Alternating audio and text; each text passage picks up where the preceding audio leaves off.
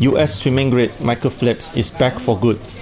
The 14-time Olympic gold medalist has made this clear in his first Meet the Press on Saturday, since his arrival for the World Championships in Shanghai. Phelps, who is one of the most successful athletes ever graced the Olympics, slumped to poor form in the past 2 years, following the pot smoking controversy in 2009.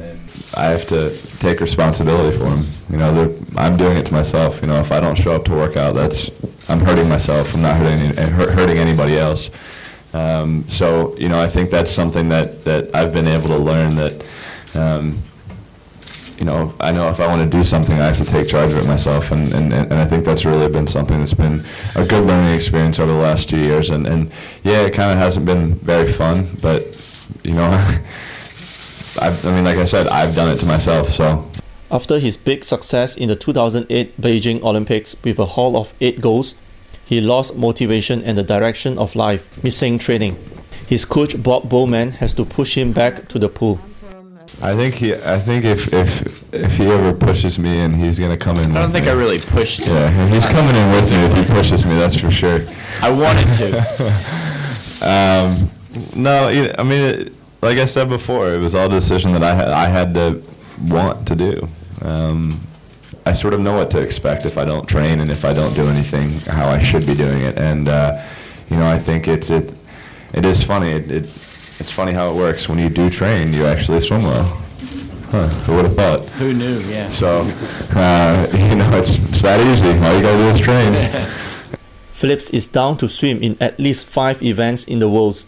He anticipates explosive races from the US, Australian and Chinese teams, and world records may even be broken this time.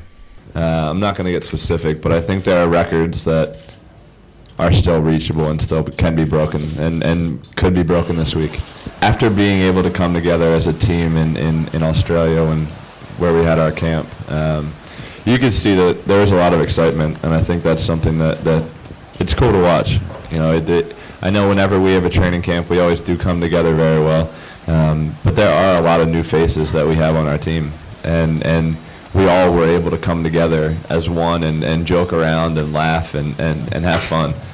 Ian Thorpe is getting back into action in his bid to compete in next year's Olympics in London, and Phelps looks forward to swim against the Australian legend again.